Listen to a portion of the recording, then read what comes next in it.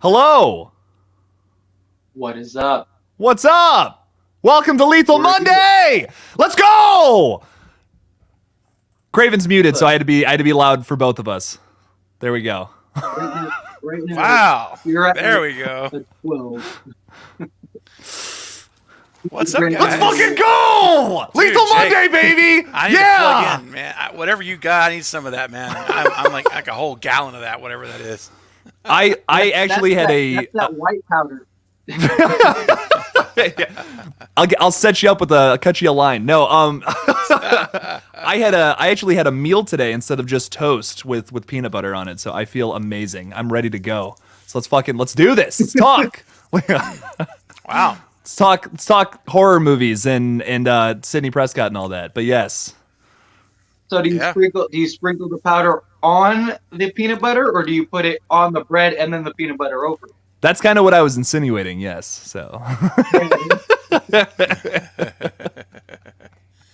well, everyone, welcome to again I can't follow up that kind of an intro from Jake very well. Who can?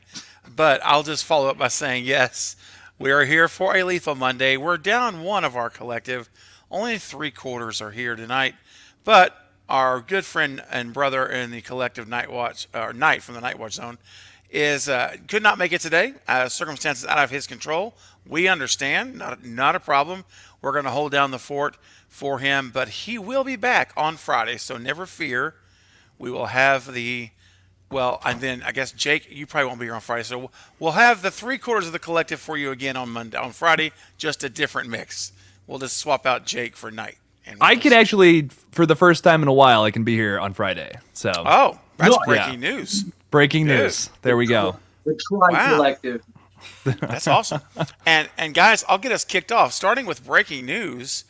Which I have to say, I broke the news yesterday, so it's so funny. Everyone's scrambling to get their Sydney videos out. Mine has been up for 24 hours in about an hour, so I didn't have to worry about that. I just focused on my Jenna video today and not worried about Neve Campbell because it's been up. But thanks to Master Chaos TV, by the way. Props to you, my man. But I want to say we have the official word that came out today from Deadline reported that Neve has turned it down, and I'm going to start us off, and I want to kick it over to you guys. So two things about it. Well, really one thing about it that bothers me, and one thing that I'm happy about. I guess it is two things. So one thing that I like about the reason that Neve's not coming back is that it's not because of a bad script, or at least that she's saying publicly. We don't know, but we'll ultimately find out. But she's not saying that it's script related or story related, or I didn't have enough screen time or whatever, or how, all that kind of stuff, creative stuff. If we're believing this to be true, which I think it is, because the reason she gave us was one that does make me a little bit unhappy, which is she wasn't going to get paid with the amount that she felt was fair to be paid. So we got a lot to unpack here, guys, and I want to hear you guys' thoughts on it. So I really didn't give my thoughts on it. I just kind of set it up for us. So Jake, I guess let's start with you, and we'll just go around the round table, and I'll finally weigh in on what I think about it. But Jake, tell us, what are your thoughts on that, about the money and the whole thing? Yeah, I was reading a little bit about it too. I guess Courtney Cox was making more than her on the last movie and stuff, and it's like I do agree with some of the people I've read about where like they've kind of said outwardly they're like, well, a lot of people come to these movies for Sidney Prescott, and like yes, we love Courtney Cox as well, but it's like Sidney's the focus. She should be making the most out of the main three. So I sympathize with that. I understand. But for me, if that's the issue and that's why she doesn't want to come back, I mean, I guess that's kind of in a way good news for fans, because I think we were all expecting her to not come to this because she didn't like the story, because they wanted to kill off Sidney Prescott, something along those lines. So honestly, the fact that it's because of this, or at least that's what she's saying, like you said, that's a positive to me, because since she's not involved with the project now, that's what she said. Like she could go ahead and say like, oh yeah, the script sucked, I just didn't like it, and she didn't say that. She didn't say that purposefully, is how I feel about it. So I think she maybe did like it. She just honestly didn't feel like that she was getting paid enough for it. So if that's the reason, then That's good. I honestly, I feel like that's a better reason than something else we were predicting was going to happen. So I'll take it. I mean, it's not the best case scenario. I would love to have her on board for this new project, but if that's not going to be the case, that's just not going to be the case. Yeah. Fate, what do you what are your thoughts, buddy? Yeah, I mean, I think it goes into what I've been saying for, I don't know, last several months. I said it here on the collective. I said it here on my channel. I said the only reason she wouldn't come is money, because that's the only real incentive for her to return, right? I mean, the only reason she wanted to come back in Scream 5 was because of the West thing. Well, now that's gone. She's not the main character. She's not the main focus. The story doesn't center around her anymore. So, like, there's no more Wes Craven thing. So, like, all that's left is money. And it's not like she's struggling. She's got the Lincoln Lawyer. She's got Twisted Metal coming out. She's got a couple other projects in the works. So, like, she has this, like, almost reignited career in many ways. It's like, does she want to work on Twisted Metal and Scream at the same time and not be compensated enough for it? And I've seen a lot of people talking about, like, oh, like, how can you not pay her? Like, we don't know what they were offering her. You know what I mean? Like, what if they were offering her, like, $2 million? You know what I mean? And they're like, look, the story doesn't, and she's like, I want 5. We don't know what the circumstances are behind the scenes. You got to keep in mind, yes, the budget has gone up. Yes, the last Scream movie was successful, but Paramount bought the rights to Scream, so they're probably still in the hole. They got to pay, all of the returning cast are getting a pay bump. Whatever new characters are getting are going to need to be paid. They're going to have to, and they have to stick within the budget. You know what I mean? So they can't pay Neve Campbell, say, $10 million to come back because there's a third of their budget, So it's like, and to her, I understand what she's saying, how it's like, like, I want to be paid. Like, I'm the face of the franchise. Without me, it's not Scream in many ways. It's going to be something a little different. It's going to be, you're going to lose money. Like, I understand her argument. She has a ton of leverage because they're going to take a hit from this. I don't think it's going to be a flop or anything. I don't think it's going to be a flop or anything. It's still going to be a successful movie. And if it's good, like I've talked about, a lot of those people that are writing this movie off, a lot of them are going to come back if it's good. Question is, will it be good? I am okay with it. I've been okay with it for a while. I've made tons of videos on it to the point where people are like, can we stop talking about Neve? But this is why. I wanted to, but this is why, because it just, the writing was on the wall for some time. And it's not that I was trying to, like, just be repetitive, but it's just like, I want people to be prepared. With all the stuff I've seen, it's like, we knew this was coming. I mean, we've talked about it here on the collective. We knew this was coming, and I'm actually excited because now we're really going to get to see what Radio Silence can do. There was the word that, Neve had a bigger role in this Scream 6, but now it's changed. She said something along the lines of, like, I don't know what the script will be afterwards, but, I had a larger role or whatever. So I imagine that they made some script changes, but Radio Silence had to have known this for a while. There's no way they just found out like a week or enough. They're filming today. So I imagine, and me and Craven talked about it the one time we were solo, that, they've probably known for months that she wasn't going to return, I mean, and something I mentioned in my video that just posted, because I have no internet, so it took like 2 hours, was I even mentioned that did Gale accidentally spill the beans on that? Because if you remember the interview and they asked her about Sydney and stuff, she said, I don't know what's going on with, or something along the lines of, I don't know what's going on with the contracts. I don't know where the contracts are at, is what she said. Yeah, I don't know. Yeah. I don't know where the contracts are at. So that was months ago, right? Now, so it's like, well, I imagine Radio Silence is known for some time, but I'm excited, honestly, because I think that we're now going to really get to see what Radio Silence can do. All the time that they would have had to force feed Sydney into this movie, they don't have to now. Now they can really build their characters, but they have to do that. You can't remove and get off of Sydney and then have underdeveloped characters like in Scream 5. I think Kirby will lessen the blow a lot.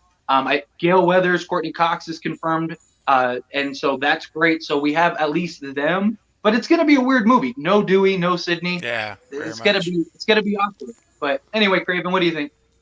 Yeah, no, you guys have hit on a lot, excuse me, other things that I feel as well. I think it's going to be a very strange Scream movie. I got it.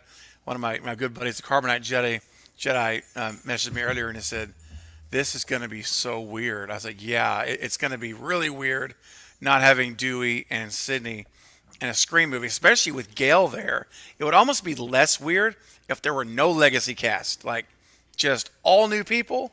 But what's going to make it more weird to me is that we do have these remnants of the past. We're going to have Gale and we're going to have Kirby back, and it's going to be really weird. So and again, I'm not giving up hope. I still have more to say on 6, but I just want to mention this. I don't give up hope that Neve could come back in 7. And depending how the performance of this movie goes and the feedback, who knows? They could say, you know what, we want her back for the end of this trilogy. Let's pay her what we need to pay her, and that could happen. I mean, I'm not projecting that it's going. I'm not predicting Nostradamus or anything, but I'm just saying it's possible that could happen. And I'm sure Neve is going to kind of kick back and see what happens too with this movie. But last thing I'll say about 6 is that I really do believe that when Hayden was hired on, and I know we talked about it weeks ago when it happened. The minute they signed Kirby, I felt right then that was the biggest sign that Neve is probably not coming. And I had that gut feeling, and it's never left me, because I think that even if Radio Silence had not planned on having Kirby, maybe let's just say they were going to leave it where they left it. I guarantee you, when this contract broke down with Neve, and they're like, "Oh crud, we're in a stalemate. We cannot go to this. We cannot do this movie without Sydney and just Gale there. That's not going to be enough. What's going to make the fans get warm and fuzzies? It's not going to be Gale. They've already seen her. Oh, guys, get a hold of Hayden. Pay her what we need to pay her. Get her back in this movie, because that will lessen the blow, like you said, and it will help us not miss her less, but not notice her being gone as much, I think, with Kirby. And I'll tell you another thing. You know what else this announcement makes me feel good about? The fact that when Jenna said it in her interview, and I posted my video on this a couple hours ago, she says, and I don't know if she meant to say this, guys, I don't know if you noticed this, but they asked her about Hayden coming back. And she says, yes, Kirby's one of my favorite characters, and I'm so happy that we're going to get to see her return and redeem herself. Yeah, what does that mean? Wait a minute. That's a spoiler, dude.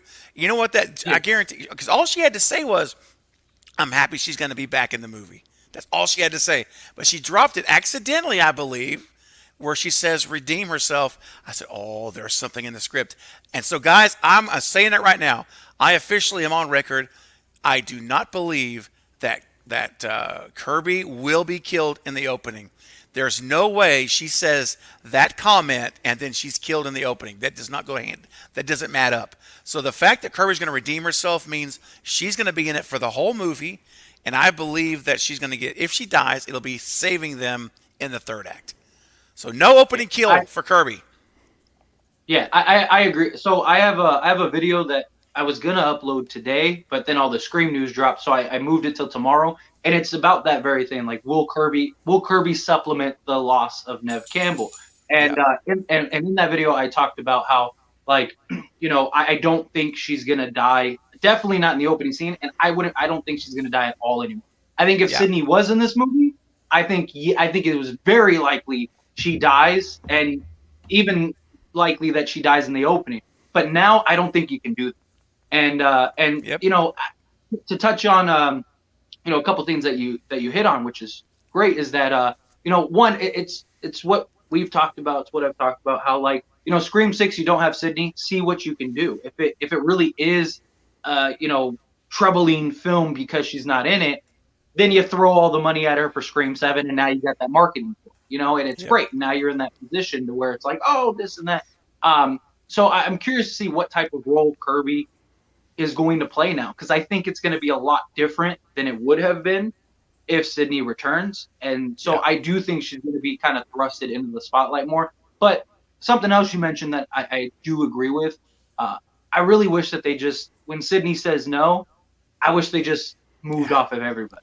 Exactly. I wish they didn't bring Kirby back. I wish they didn't bring Gale back. I wish that they just basically, like, because it would have been perfect. You had the Scream 5, which was the honorary West film. You kind of gave everybody the proper send-off. You kind of gave that nod from Sydney to Sam as like the transition moment. Boom, you could have just clean break, cut it, and then now you have Scream 6, and it's just an all new cast. The only thing about Gale, at least Gale is very plug and play. You know, you don't need any explanation. You don't need any backstory. You don't need any logic as to why she's there. Ghostface is there. You know she's going to be there to get the scoop. So I do think that if Gale's there, though, why is Sydney not there? That's the one thing that's weird to me. That's like, I feel like if Gale's going to be there, if Kirby's going to be there, Sydney should be there. Like, I agree with Fade. I agree with you. I think it's kind of weird that we're bringing back like some of the legacy characters, but not like all of them. It's gonna feel like a really weird movie. I think they should just kind of cut all of them out, which I know is maybe even controversial to say, but just trying to make like a new take on Scream with these brand new characters. Like, I'm worried that now that Sydney's not going to be on board. We're going to make this whole movie about Gale. We're going to make this whole movie about Kirby. And we're once again going to not develop the new characters. Because if you keep doing that, if you keep pushing them off to the side, it's going to be the Star Wars sequel trilogy all over again. And I really don't want to see that with one of my favorite horror franchises. The only way this franchise is going to stay fresh and stay alive is if they tell a new story, if they keep bringing new characters in to face off against a new Ghostface killer. It doesn't always have to be about Sidney Prescott. I think the first 3 Scream movies, yes, like you can argue those are about that's Sydney's story, like especially 2 and 3. But after that, I feel like it becomes less about that and more about some of the other characters, more about other like themes and things they comment on. That's what I want to see from Scream 6. I want to see it comment specifically on something in the horror genre, more or less. And just like how Jenna Ortega promised, give us a more brutal and gorier kills and a more aggressive Ghostface. That was that's unfortunately, that's the most exciting news we get to talk about today. That's right, man. To kind of push back though a little bit is that like I think it's more understanding that Sydney's not involved. I understand what you mean, like Gale's in it, Kirby's in it, why not Sydney? But if Sydney didn't have a family and kids, and in Scream 5, the only reason Sydney returned was because of Dewey's death, like if that never happened and it was like she just wanted to help Gale, then yeah, it'd be more understandable. You know, but now I think you have that inherent built-in like logical reason why she's not going to come back. Nobody, like she's not connected to Gale the way she is Dewey. Yeah, you could make that argument like maybe she doesn't want Gale to die, but it's like Gale might not even reach out to her. Gale might not even call her. You know, we've even talked about that before we knew all this stuff, where we were like, you know, Gale could, you know, just have the circumstances, get involved, all that stuff, and want to call Sydney, but like, I can't, you know, she's got a family. I don't want to get her involved. And maybe she calls Kirby and Kirby comes and helps because maybe Kirby's directly involved. I don't want to see it become the Kirby and Gale movie.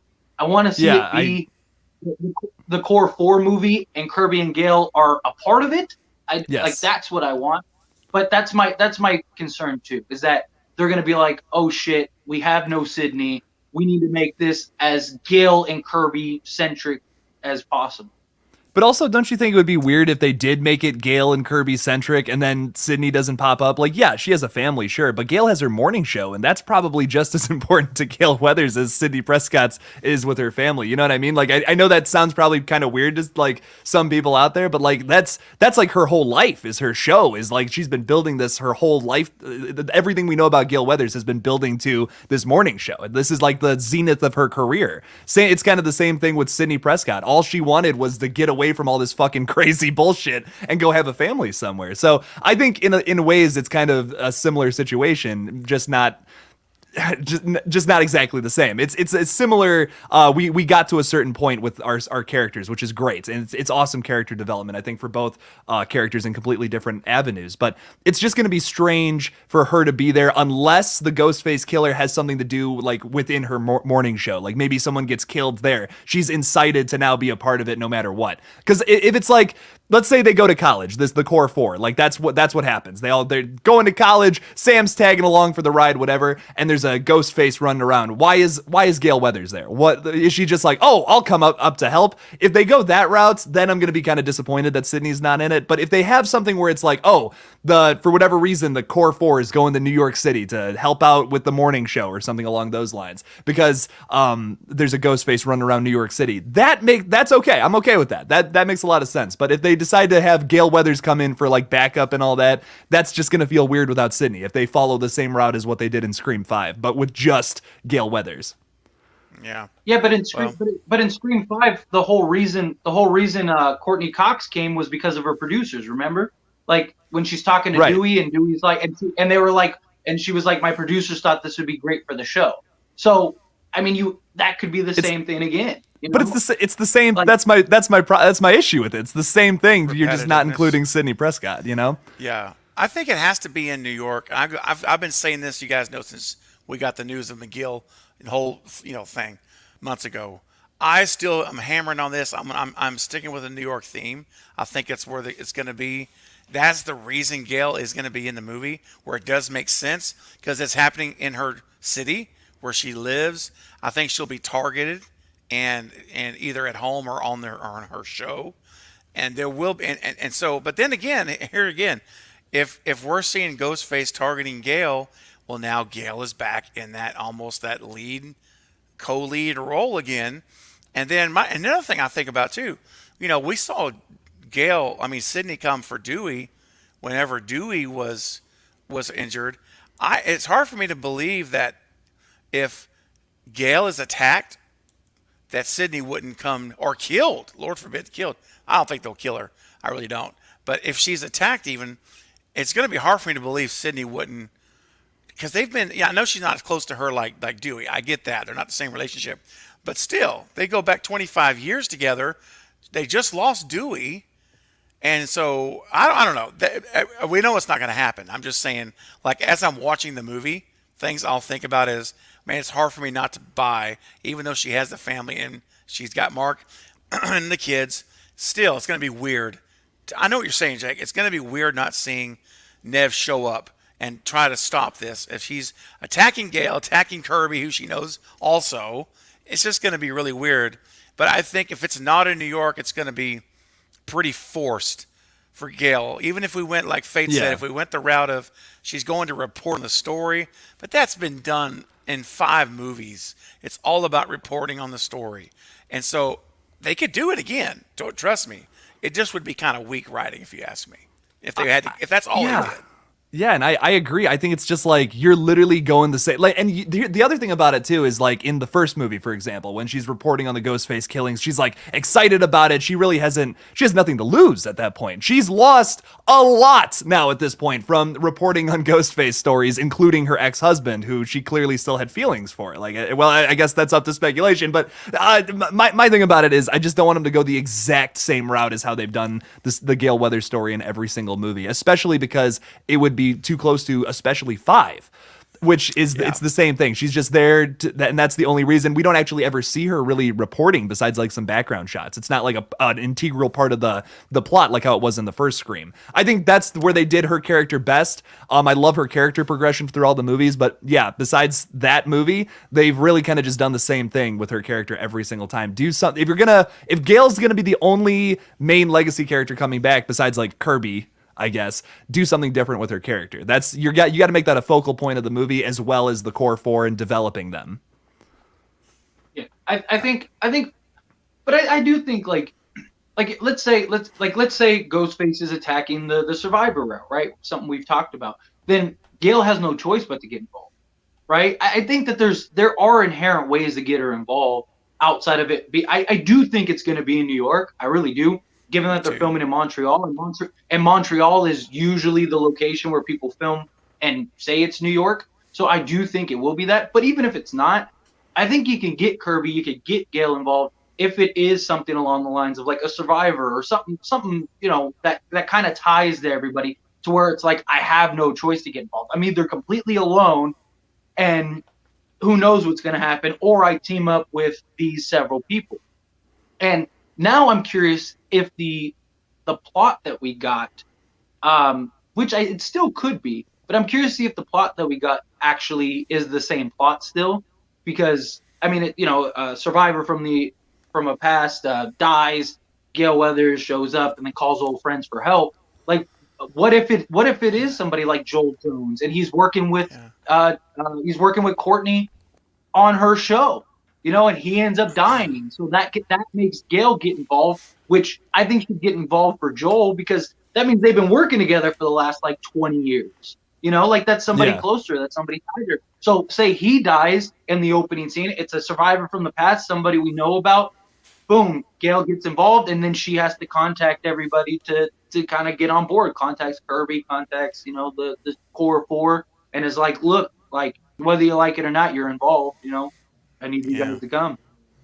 Well, the one, and that's not bad, but the only thing that jumps out to me, and I'm afraid, as this news of Neve that really came out yesterday, but officially today, if this as this continue, it's still sinking in for all of us. I mean, all of us, you, the three of us, and Knight, and everyone in the chat, we're still really processing this. I feel like I'm gonna have to let this simmer for like a week to really come back and tell you how I feel about it. This is very much like I felt when I walked out of the theater of Scream 5. I had a feeling, I had a reaction to it, but it took a while. It took more viewings for me to really settle into how I feel about the movie. I think it's the same here, because right now I'm just logically going through it. My emotional side as a fan hasn't caught up yet. Right now I'm just going off of just brain only. When my heart kicks in, which at some point it's going to come together, that's when I may even tweak my views more. But, the only problem with the survivor theory I can think of right now is Neve is a living survivor. So that means she's targeted also. So I just, now, unless they come together and say, hey, we got to stop them from finding Sid, almost do a Scream 3 route where Roman and Angelina were looking for Sydney and they had to pull her out. Not because she's not coming back, so that's not going to happen. But I'm just saying, they could make some kind of an effort to say, hey, why don't you contact Sydney? And Gale's like, no, she has a family. We're not going to get her involved. No one, they don't know. No one knows where she's living. We're going to have to figure this out on our own. Kind of go that whole Scooby-Doo as a gang, mystery gang approach, which I love. It's fine. I love that. And we go very Scream 3-ish and go find the killer and don't get Neve involved. That would, that's one way to do it. It's just, it would be an elephant in the room, though, if they don't address it. Like, if they go this route where survivors are killed, unless, and I don't think they're going to do this, so nobody freak out on me, they do the unthinkable. If Radio Silence does the unthinkable, and Sydney is an off-screen kill, and if they won't do that because that's suicide. That is total suicide, bro. That's especially since Neve Campbell came out publicly and said that Sidney Prescott can't die. The last thing you want to do is do that. Also, I think that like the other route that they could go as far as her explanation as to why she's not here is they could have Sidney Prescott not want to join them, because if they are attacking and targeting survivors, yes, she's a survivor, but she has a family and stuff now. You know what I mean? So she's not going to want to leave her family knowing that Ghostface could very well come to her.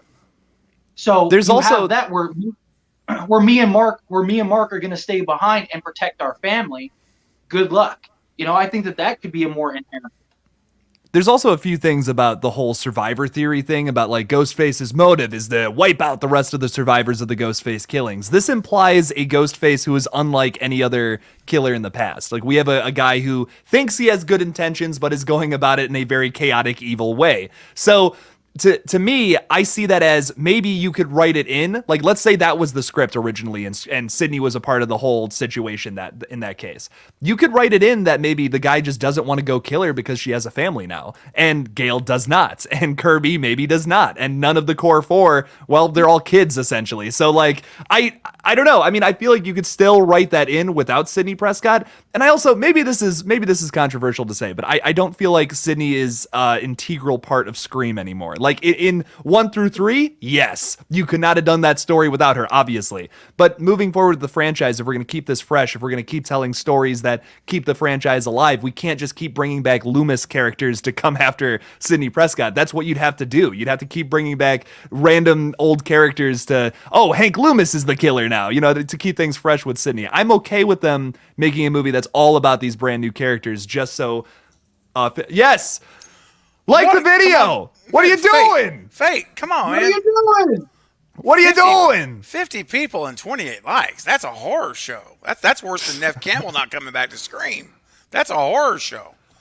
All right, But sorry, show me what you can do in a Scream film without Sidney Prescott. If anything, this is a risk I'm down to see. And like the Radio Silence guys have said, we're risking it all with this film to give you something fresh and original again. So if that's what they've done with the film and it's something fresh, it's original for this franchise, I'm down. I'm okay with Sidney not being in it, honestly. But if they just give us like typical slasher movie with Ghostface, like that's going to be disappointing. I hope that they, with this opportunity, which most people are probably viewing as a negative right now, they recycle it into something good and fresh and totally new for this franchise, making this something that really sticks out. Well, my biggest fear, no, let me backtrack. I don't want to say that. It's probably bigger ones. But one of my biggest fears, is that that basically Gale is going to be Gale from 5, and Kirby's going to be Sidney from 5, and they're basically going to be those same characters again, or Kirby's going to be that same. We lost faith in the internet. We're no longer the collective now. What are we going to do without him? Oh, God. We can't survive. We should just stop the stream and call it a night. I mean, I don't know what else to do. But Jake, seriously, man, like I'm thinking, if they just do this movie and they keep Gale in the same Gale box and they just plug in Kirby instead of Sidney, look, we'll never know because no one will probably ever say, but it's hard for me not to be very strongly suspicious of bringing of that Kirby signing of Hayden. I really believe, man, that was a safety net move because they knew this was going to happen. And I just hard for me not to believe that, man. Dude, there's a lot of evidence that would suggest that too, and it scares me a little bit because I love Hayden Panettiere. I think she's great. There's a lot you could do with her character, especially after being a survivor of a Ghostface killing. Like you could look at that as the same thing that happened to Sidney Prescott. You know what I mean? You could go that route, but there's so many different routes you can go after something like that happens to someone. You can write a character that's completely different than anyone else we've seen. How does Kirby react to that? Make it something that's not exactly the same thing as Sidney Prescott, Gale Weathers, Dewey Riley. Give me a different kind of story, a different kind of like getting over trauma kind of story. There's so many routes you could go with that. Don't give me same old, same old. Give me a brand new kind of character who's similar, sure, to Sidney Prescott, but not the same story. I want to see something else from her, and I don't want her to just be third act backup like how Sidney and Gale were in the last film, you know? So yes, I know. I don't know. Ultimately, we're going to have to see, obviously, one thing's for sure, and we've touched on it multiple times. There he is. There he's back. We've touched on it multiple times. Yeah, welcome back, Faith. This is going to be put up or shut up for Radio Silence, man. They're going to have to prove in this movie that I'm not saying they can't. I'm just saying they're going to have to deliver on what they've been saying, and to say we're going to risk it all and everything's on the table, and now you don't have Sidney, because Sidney is like a soothing balm for fans that can cover a lot of mistakes, a lot of things. Well, at least there's Sidney doing a great job. Well, that's gone. So you still fall back on Gale. You can now again fall back on Kirby, fan favorite, who everyone's gonna be googling Gaga on over Kirby, which is gonna help help them not miss Sidney's face in the movie. But it's still, if the writing's got to be really strong, really well done, and good character development, like we've all talked about. So, to me, this is going to be the movie that either is going to show they are ready, James and Guy are ready, and Radio Silence is ready for this very. I mean, I thought there was a lot of pressure on 5 because there was, but I might argue there's even more pressure on 6 because in 5 at least you had the Wes Craven thing going. You had Sidney involved and Dewey, so you really had some help. In this movie, you don't have Dewey, you don't have Sidney, you don't have the Wes crutch you can fall on. So I think, guys, this might be more pressure on them than 5 to produce a good movie. This has way more pressure on them. Yeah. Way more. Because at least Scream 5 at the end of the day, like, at least you had the legacy characters, right? I mean, Dewey, you at least had for half the movie, killed him, okay. But going into the film, you still had those 3 to bank on, still had Sidney to bank on. Now you have none of that. I mean, you have Gale and Kirby, but Kirby is not Dewey or Sydney. No. I mean, yeah, she's a fan favorite, but she's we've seen her in one movie, and that's it. You don't have the development, you don't have the history, you don't have all the things that are with her.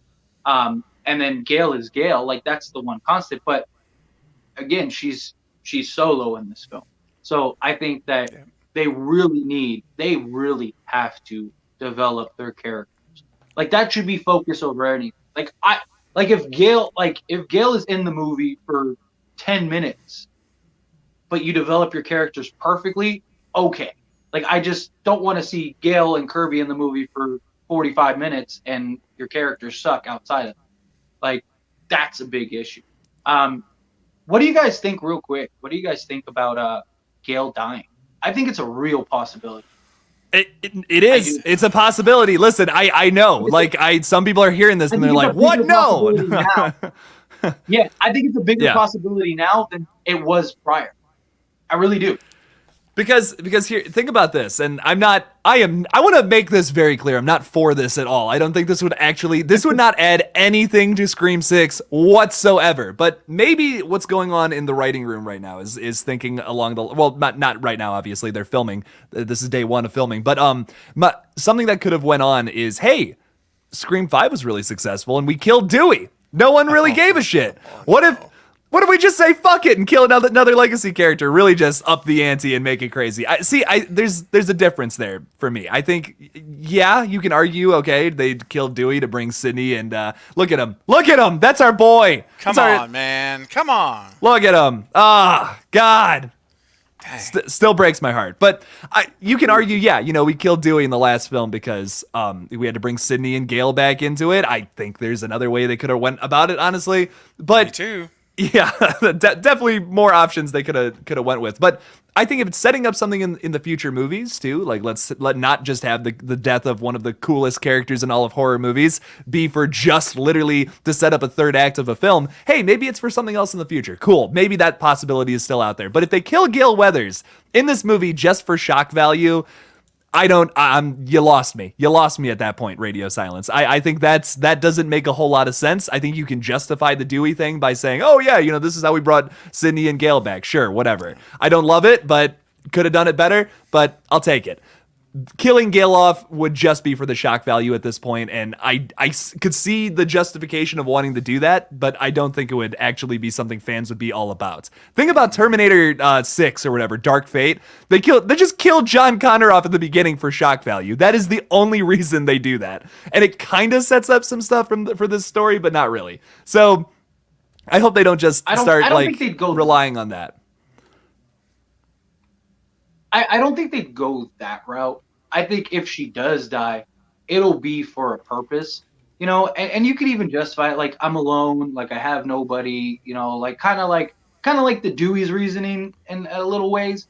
But I think if she was to die, I don't think they'd go like the Randy route. I think it'd be more of like, she saves them as Dewey. She's kind of stepping into that Dewey moment where she's selfishly sacrificing or selfishly running into the fire in a Dewey-esque way as opposed to anything else. I think that's a way you kind of contribute it. And I just look at it as like they're clearly by force almost now moving off of the OGs.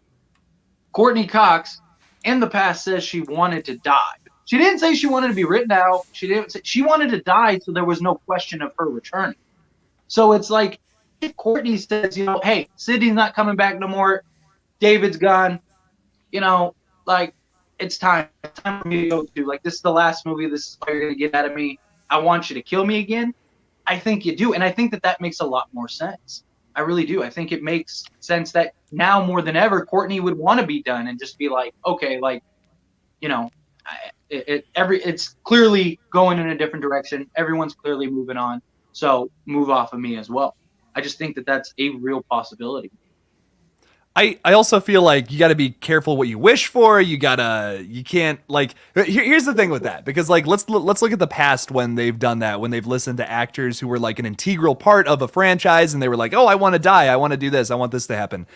Alien 3 is a great example of listening to an actor a little too closely and we got the product. There's a plethora of reasons why that movie sucks, but one of them is because Sigourney Weaver, literally after Alien came out, she said if I was to do a sequel, I'm gonna die in it. And in Aliens, they actually had the plans to kill her. Didn't happen though because James Cameron was super against it. But then Alien 3 happens, and guess what happens? They fucking kill Ripley. And I made a poll the other day talking about like, oh, what's your favorite Alien movie? So many people were like, oh, Alien 3 is super underrated. That's fine. That's fine if you have that opinion. I think it's one of the worst movies I've ever watched in my entire life. And I don't know. I don't care for it. And I think it's all because they listened a little too closely to an actor or something. It totally went against like the crap script that they were working with. But I think that if you listen a little too closely to your actors sometimes and make a huge decision like that might completely go against your script or go against what the fans want to see from your film, it's just not. It doesn't always add up. And I don't think anyone really wants to see Courtney Cox die in the next film. I don't want to see it. I don't think it would add anything to the story. It's just going to be for shock value if it does end up happening. And that's the only reason they would go that route. I really don't see, like, if they decide, oh, hey, let's sacrifice her for the good of the group. That's exactly what happened with Dewey in the last movie. If they do it for shock value, that's exactly what happened with Randy in the second film. So don't kill her off. If she's done, that's fine. Just write her off. She's doing her morning show now and Ghostface is on the other side of the planet or something. Sure. That's fine for Scream 7. Don't kill her though. Come on. Like that, I just feel like the fans don't want to see that. I don't want to see it. But what do you do if Courtney says I want to be killed off? Like what do you do if you're radio silence? You can't tell her no. Like it's not in the cards. You could just write her off. But you still have to kill her. Yeah, she said that to Wes Craven, and Wes Craven said no. Yeah, but radio silence is not Wes Craven. They're in charge of the Scream franchise now. You said what? Listen, they're not Wes Craven, but they're in charge of the Scream franchise now. They're the people running the show. You know what I mean? It's kind of like I just don't think that they would. I'm sure they have listened to, like they've even said in the behind the scenes, yes, they've listened to Courtney Cox and Neve Campbell and David Arquette on like certain character decisions and like certain lines that were like, I think there was something in the behind the scenes where Courtney Cox was saying like, oh, Gale Weathers would probably put it this way instead of that. So, and they listened to her for that. That's perfect. That's a little tiny tidbit of information that ups your movie and ups the quality. But imagine if they killed Gale Weathers in that last movie alongside Dewey. How do you think fans would have responded to that film? I would say much more negatively than how it's already been received, honestly. But I don't know. I mean, I guess that's all up to, we didn't get that film. So it's really just a speculation at this point. But I really feel like the fan base would have completely lost their shit if in Scream 5 you would have killed off 2 of the legacy characters opposed to just 1. Because at least, like we said earlier, at least there's somewhat of a justification with killing Dewey. Somewhat. I don't necessarily love it or agree with it 100%, but there is that at least. With killing Gale off, it's just for shock value at this point, or repeating some similar cycle from the past, is how I see it. So I'll throw in my 2 cents. So I think that if you're gonna kill Gale, in my opinion, you just cannot do it now. Not with Neve just saying that she's not coming back, because we're already losing this queen of the franchise in this movie. Not going to be there, and this movie. Since Scream 5 came out, I've heard nothing but the Star Wars comparisons since Dewey was killing. Like, they'll kill off another one in 6 and another one in 7, and they'll all be dead. And it's kind of been a running joke around the community.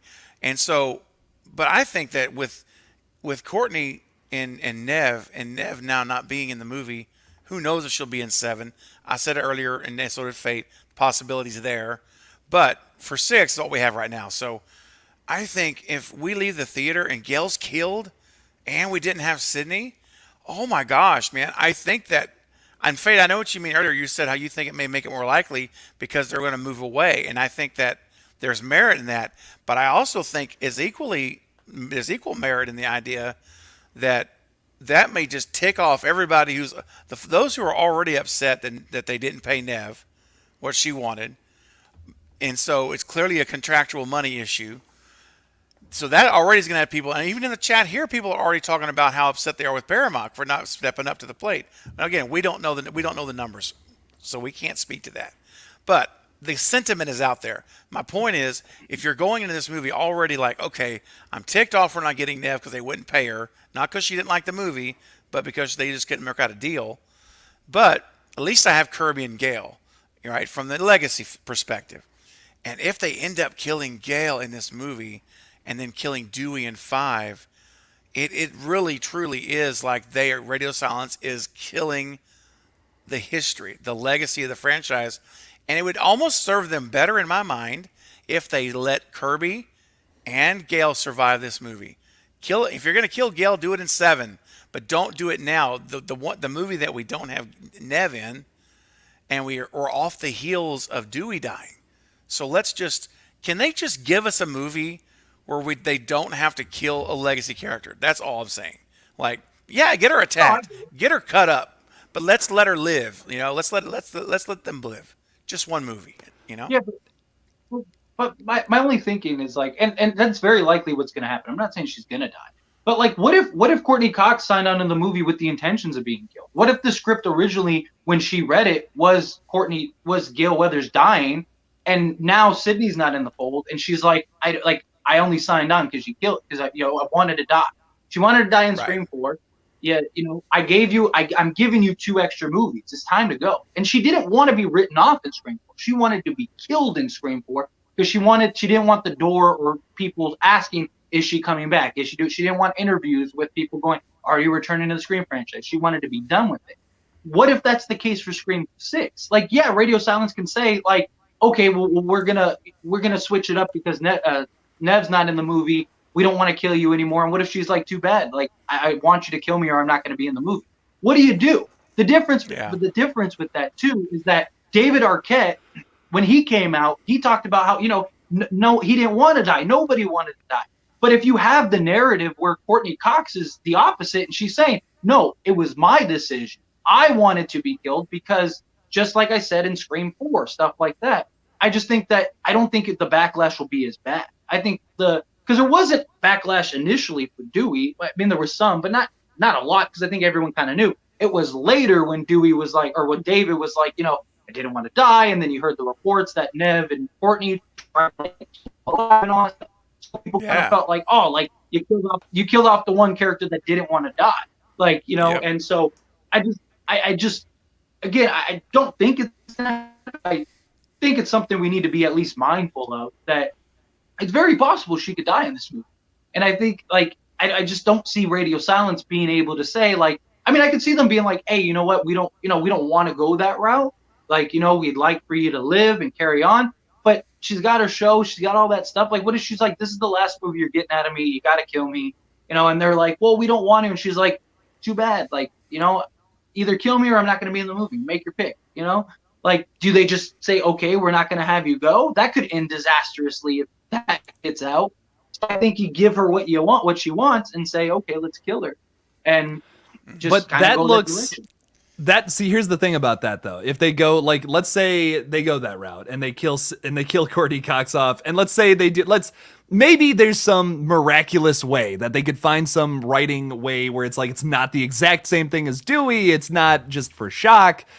It's still, I just feel like it's going to come off as distasteful, and the people who are going to get blamed for it are Radio Silence, unfortunately. Not even, like, I don't even think people are going to point the finger at the writers. They're not going to point the finger at Courtney Cox, even though, like what you're saying, it would be from Courtney Cox's perspective. It would be from her, it would be her idea to do that. That's the only reason she'd come on board. It would be labeled, it would be a black mark, I feel like, on Radio Silence's reputation. And I don't want that for them. I don't want that for them, because I just feel like no matter how they do it at this point, it's going to be compared to Dewey's death. Because let's say, they just kill Gale in the same way that they did it with Dewey, and it's like, oh, she gives a hero's death. Yeah, of course, people would probably react negatively to that, because then people would just be like, oh, so they just treated Gale the exact same way. But like I was saying, even if they write it in a brand new way we're just not seeing right now, where it's like it's completely different, it totally makes sense. No matter what, people are still going to compare it to Dewey's death, I feel. Maybe not the majority, but I feel like a bunch of people will be like, well, okay, now they're just killing legacy characters in every sequel. Come on, that's not original. That's just for the shock of it. So I don't know. Once again, I guess execution is everything, but I don't know. Not my. I don't think that's the best route for them to go, and I don't think she would actually even be in the movie if if she was requesting that heavily, because how it comes off to me like that. What's that from, like Scream 4, an interview or something where she said that. It comes off as almost a joke, more or less. But I don't know. Maybe that's just my take on it. But I don't know. Yeah. Well, we'll just have to see in fucking March, man. We'll have to see. I mean, who knows? Absolutely. But like one last thing I want to touch on, like, and then we can move on. We should move on to the ghost face, because that like more brutality. Yeah, Like, yes, I'm ready. Like I completely understand what you're saying, Jake. Like, and I agree. Like, at the end of the day, radio silence gets the blame for everything, good and bad. You know, they get the praise, they get the blame. It comes with. It's like a head coach of the football team. Like, yeah, right. yeah, exactly. It's like what do you do though? Like, do you just not make the movie because Courtney Cox? Like, no, you still have to make the movie, and you hope that you can do it in a justifiable manner. You do it in a way, hopefully, because I do think like you're gonna have a negative narrative no matter what. But I think most people, if Courtney is on board and like, you know, they like, why did you kill Gale? And it's like, well, Courtney requested it. Who are we? You know, she is Scream. Like, she's Courtney Cox. Like, you know. And Courtney Cox is like, yeah, like, I wanted to be killed. I think most people will understand. You know, I think most people will look at it as like, okay, I don't think the backlash will be as heavily as it might have been if that never gets out. Like, if she just dies and there's no explanation and there's nothing and it's just like moving on, like, yeah, then I think that's the case. But anyway, that's just, unless somebody wants to add to that, we can move on. We can move on to Yeah, I mean, it will. I think if she came out publicly and said, "Hey guys, listen, I was ready to move on. I requested that, you know, they kill me off in the movie." I think that will certainly take a lot of heat off of radio silence. That for sure, because she would be basically taking the bullet, basically, you know, taking the hit for them, versus so that it's not like this ambiguity where we don't know, we just assume, because we're always going to assume it was the writers and the directors that made these decisions, unless we hear otherwise. So I think that I think that might help, but I think any way we look at it, it won't sit well. I mean, I just don't believe it's going to sit well. I think honestly, what happened if that happened, I think fans would be ticked at Courtney. Like I don't think anyone's going to be happy. I think there's obviously some fans who don't care. I mean, that's clear. But I'm talking about for the ones that do care, who actually this matters to them. I believe that if she dies, no matter what, they'll criticize radio silence for not standing up to her and saying, "You're not going to tell us how we're going to do our movie. You know, we want you in it, but we have this role for you. How about this? Instead of dying, let us just send you off with a great send off. Everyone's going to know you're leaving, and that'll be it." You know. And I would think if I'm Courtney, and again, I'm not her, so I don't know how she thinks. And we know she talked about 4, but that was a long time ago. This is 12 years ago, or 11 years, I guess now. Whatever. My thing is, if I come to you and I say, Fate, you're my director, or Jake. Oh, Jake, you're the filmmaker of the group. So Jake, you're filming a movie right now. So Jake, you casted me for one of your big characters here. I'm a lead, legacy character. Perfect. From your previous 4 amazing films. All right. And so you're working on your 5th, and I say, Jake, look, I want to be in the movie, but only if you're going to kill me off, man, because I'm done. I want to move on from this character. If you came to me, and this is just me, if you said, man, look, I appreciate that. How about this? Let's do something better than that. The story is written in such a way that would really disrupt the flow of this story. Here's this. How about this? What if we write you an ending that's going to let everybody know you're leaving, and that it's a great send-off? So rather than us crying, seeing a tragic ending to your character, we see a great happy ending, and you get to be the one that survives. I don't know. If you came to me and gave me those options, if you're still assuring me, well, look, here's the deal. If we make that deal and then you come back to me for 7, I'd be like, no, we already talked about it. I'm not coming back. I'm done. Like, I'm not going to come back after this movie. I would consider doing that. I mean, again, we don't know what Neve's thinking process is. I know that. So this is just what I would hope for from her, because I just don't see anyone. It's not a good way to do it. In my opinion, you lose Neve. You didn't kill her, and I don't think they will. You did kill Dewey, and so dang it, if you killed Courtney, man, you killed Neve in this thing, and what leaves us with Kirby? That's it. And then Yeah, but Lord forbid you kill them both. How do you give Courtney? Yeah. How do you give Courtney a happy ending though? I mean, her happy ending was Dewey, and he's gone. Like we've already seen, her happy. Like, her happy ending is her her and Dermot Mulroney get together and and they ride off into the sunset somewhere. There you go. No. No, her happy ending is ascending up the ladder of success in her show, and I think that's where her career has always been where her success has been, her happiness. Yeah, but it hasn't been her character for years now. Like, we've seen several movies where it's been the opposite. I mean, Scream 4, she completely gave up everything for Dewey Riley.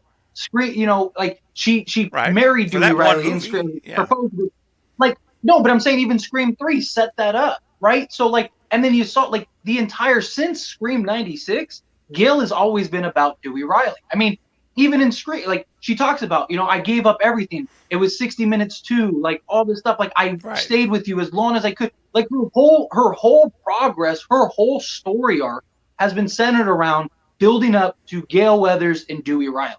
And then we get to Scream 5, they're broken up. She's unhappy, he's unhappy. She says, why didn't you ask me? Who's to say I wouldn't have went back with you? That stuff right there tells you that Dewey was above even her career.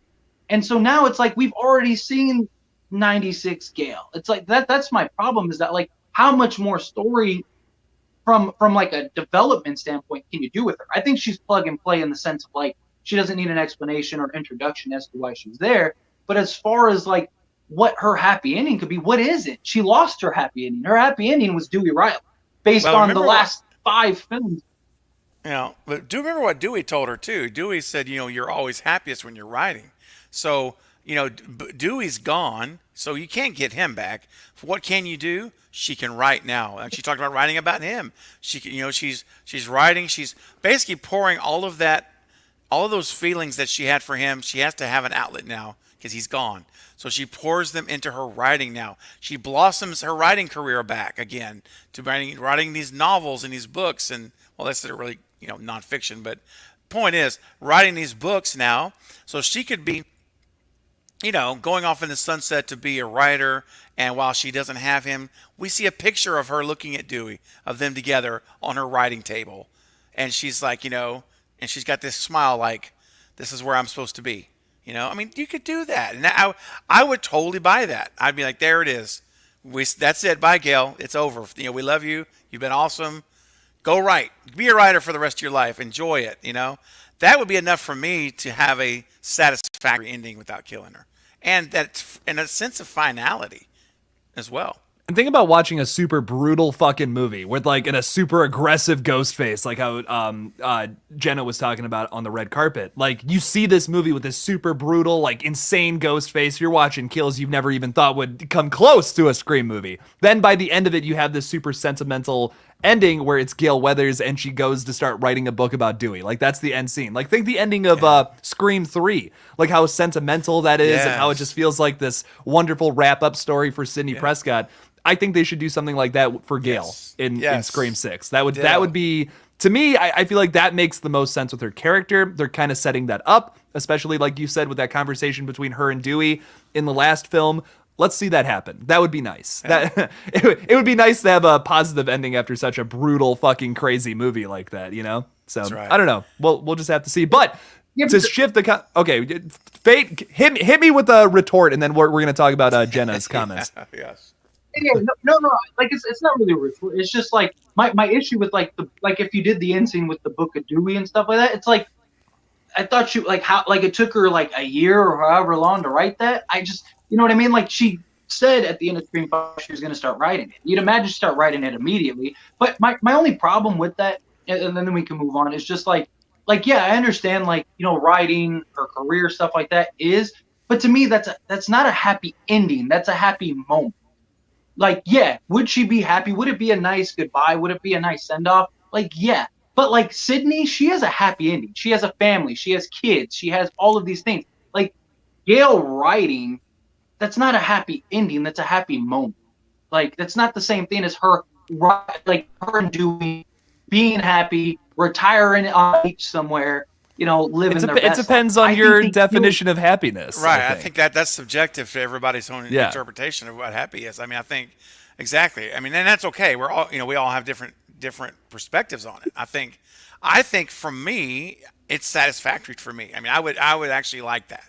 Not everyone will, and not everyone will like any of these endings that we're proposing, because they're all it's like art. Anything with art, it's all subjective. But I mean, I think that would be the one way to do it if you want to end that nice way. I like that idea, of going that route versus just killing her.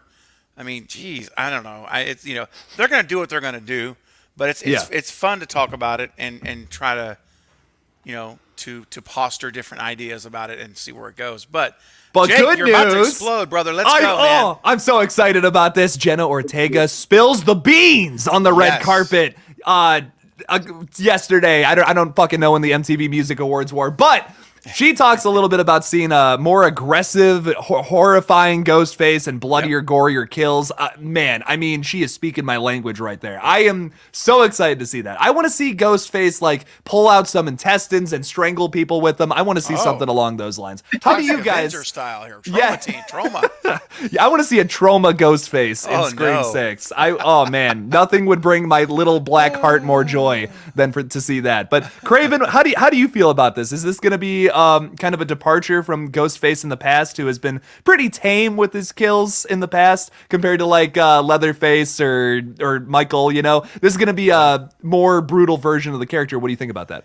Yeah, I was very excited when she said that, and she was reading the script, and she says it gets more gory and more gory as she reads it, and how this is the most aggressive and violent Ghostface killer that we've ever seen before. And so, man, I think maybe this could actually be the movie where Radio Silence finally says, this is where I see them having a field day of doing it their style. Like, they're not restricted to Wes's style anymore. Wes's style was great. That was how he did it. But I think that they now are going to, based on that, man, I'm going all in with Jenna and saying, okay, I'm going to walk in expecting most brutal, most aggressive, she said, most violent, and gory, and the most gory that we've ever seen.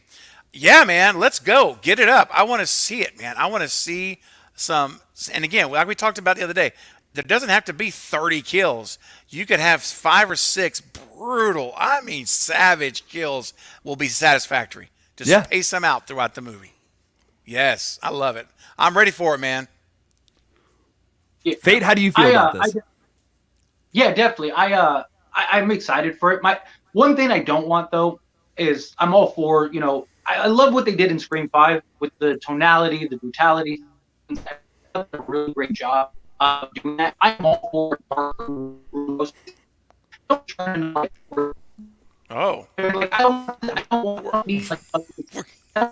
It sounds like we're getting robot.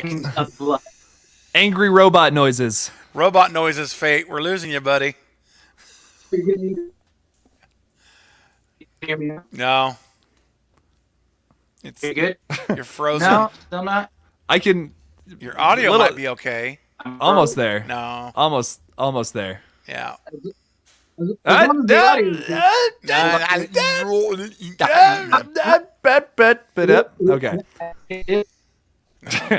Sorry, buddy. Okay, there we go. There you go. Turning into a transformer. So, I saw that. No.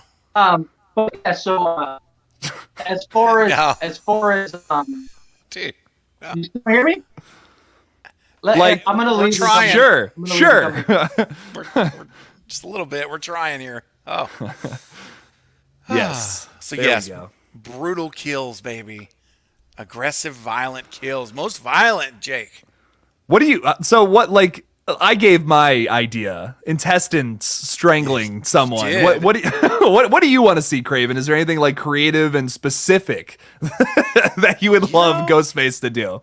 I would love to see an arm come off. Ooh, A dismemberment would be nice. those An are fun. arm or a leg like just chopped off a body and they're just screaming and blood shooting out, or decapitation, like straight up decapitation. Like with a buck knife or something, like actually sawing someone's head off. That could be really fucked up. Like just cutting Like, through the freaking all the nerves and stuff in your the throat. the neck meat, just like going Yes. through all that with the buck Just knife. pulling Ooh, the head up, dude. oh, that'd We've be never upsetting. seen that in a Scream movie, man. Yeah, that would fucking suck. I would love that. You guys need therapy. Exactly. You guys need to sit down and have therapy. Nothing wrong with ripping an arm can you off, guys hear man. me Come now? on. Yeah, that's better. Yeah, there we go. Yeah. Uh-oh. Okay, good. Yeah, sorry everyone. I have no Wi-Fi. My Wi-Fi they're having an outage right now, so I'm doing it on my data. But anyway, I was saying like I am all for a more brutal. I love what they did in Scream 5, the darker, more brutal Ghostface, things like that. But I don't want to see this become torture porn. I don't want to see this become a hostile movie. You know what I mean? do. Like, No. Somewhere in the middle. That's normal people, No, I'm all for. I love. The reason I love Ghostface in Scream 5 was it was more true to form based on real serial killers. Like people that want to kill, they're not. They find their victim, they stalk their victim, they kill them. They don't usually play with their food because it usually ends badly, right? It's how people survive. It's how people escape. So I loved how Amber was essentially just, there were no games. It was like ambush attacks. It was, I want to see a Ghostface like that. I loved how Amber just kept stabbing. Like you could just see the viciousness. Oh, see you later, Carrie. Like you could just see the brutality. Like I love that. Like I want that to maintain. I'd love to see some creative kills. Like I'm hoping that Radio Silence said we're going big. A great way to go big is go big on the kills, right? Because it's a slasher movie. So give us some quality kills other than Ghostface just poking people. I mean, I don't know about seeing all the nerves. He's sick. Make me disgusted. I can't wait for you to see. I can't wait for you to see Red Right Hand, Tyler. That's all I'm gonna say. I don't mind it. Like I like Hostel and stuff. I like Hostel and stuff. But like I don't want it to take away from the movie itself. You know what I mean? Like Scream is. Don't make it all about the torture. Yeah. Like make it about the kills, make it that stuff. Like because I mean, up until Scream 5, Ghostface is always kind of clumsy. Sort of lackadaisical in many ways. I think Ghostface killed your internet, to dude. play around. Yeah, Ghostface is attacking your modem there, my friend. Yeah, buddy. No. Oh, yeah. You're frozen, buddy. If you can hear us, I don't know. I still love the I hear you guys painting. fine. You can't hear me? I love the painting. The painting in the is background. fantastic. Still, I can't Painting is stop very talking good. about it. Drinking a little tea. They even got the pinky up. It looks like little I know. Look at. pinky up with the drinking the tea. Yeah, Exactly. Do I have it? I think you got it, man. I see a pinky up in there. Gotta have that. You gotta That's have good. the pinky. Pinky's up. Make it fancy. Pinky's up, man. There you go. Yeah. Does he have like I know that's like a plate, but it kind of looks like a flying saucer, and I kind of like it. It does look like a flying saucer. Yeah, totally. that's the point. That's the point. It is a flying saucer. It's like a UFO thing. Oh, Yeah, like a saucer. Okay, yeah, no, I got it. Cool. I like that. It's a saucer, but a saucer. It's like Yeah, sauce. The play on the meanings. I like it. I like it a lot.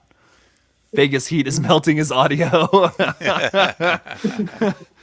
Bro, dude, though, Fate, I don't know how you do it, man. I was in Vegas in like August, and it was nighttime, like 10:30, and it was 125 degrees outside. I'm like, my what gosh. the fuck? Like, what? This is insane. Oh, that's worse than Texas. the beauty of Vegas is everything is pretty much inside, unless you're walking the strip and stuff. But I'm not a tourist, so I don't need to do all the outdoor activities are for like tourists. So I mean, I have 2 AC units in my house, and so my house is always cool. And then anywhere you go, it has AC running, so it's really not that bad. Unless like. We went to like a birthday party for my kids the other day, and it was like, luckily it was a little like overcast, so it wasn't that bad. but still, it's still like 100 degrees outside. It's like, damn. I'm in like shorts and a t-shirt. I'm like, can I take? Is it okay if I like rub this ice in the cooler all over me? Can you just dump that on me? Can I just like streamline into that, please? That would be great. Yeah, like is it okay? Yeah. And then they had like a little pool thing, and the kids were like, the water's cold. I'm like, it's 100 degrees outside. Jump in the cold pool. Shut up. You're gonna be dry. You gotta be dry before you get out of the pool. Like, relax. Oh, God, man. enjoy the water before it all dries up. But, Yes, exactly. Yeah, buddy. We'll see. Yeah, I just like to. I like the idea that we're going to have a more brutal, and kills. I think are going to be. And again, yeah, I don't want. I talked about arms being yanked off and stuff. Kind of, tongue in cheek a little bit there. All right, not necessarily, but I do want to. Come on, just one. Just give once. me one. Just give me one. Just one time you see an arm just ripped, just pulled out of his ligaments, and that's it. You never, the rest of them not to be crazy. Just give us something like that. I remember, dude, the Scream TV show. Has some good kills, right? Dude, they threw, I never remember his name, Emma's boyfriend into the wood chipper. Yeah. And she's like getting spit on her body or brain matters blowing all over her, dude. I'm like, are you serious on a cable show? Like that's one of my top 10 Ghostface kills. That's up there for me, man. I don't know. Yeah.